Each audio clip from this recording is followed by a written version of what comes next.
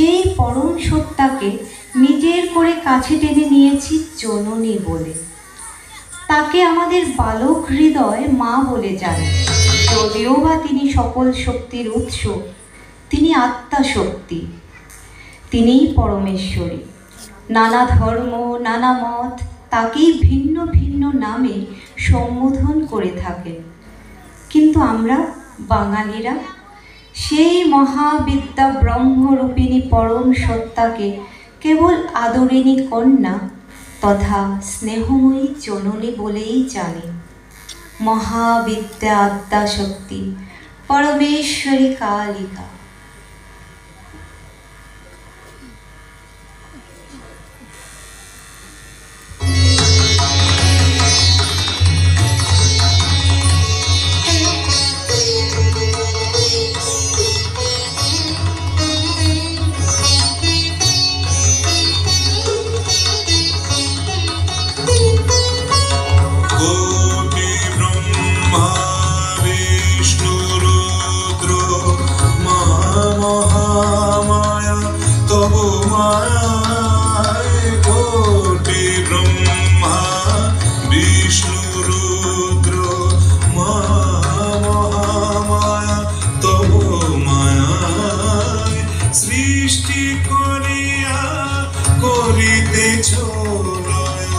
সমুদ্রে জলবিন্দু প্রায় অচিন্ত পরমাত্মা রূপিণী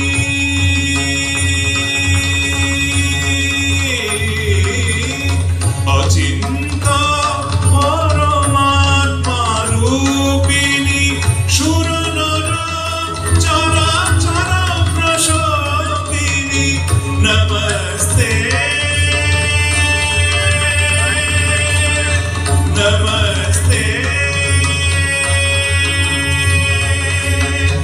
नमस्ते शिवे अशुभ नाशिनी तारा मंगल साधिका तारा मंगल साधिका महाविद्या शक्ति परमेश्वरी कालिका परमा प्रकृति जगदम्बिका भवानी त्रिलोकपालिका भवानी त्रिलोकपालिका महाविद्या शक्ति परमेश्वरी कालिका महाविद्या शक्ति महाविद्या शक्ति महाविद्या शक्ति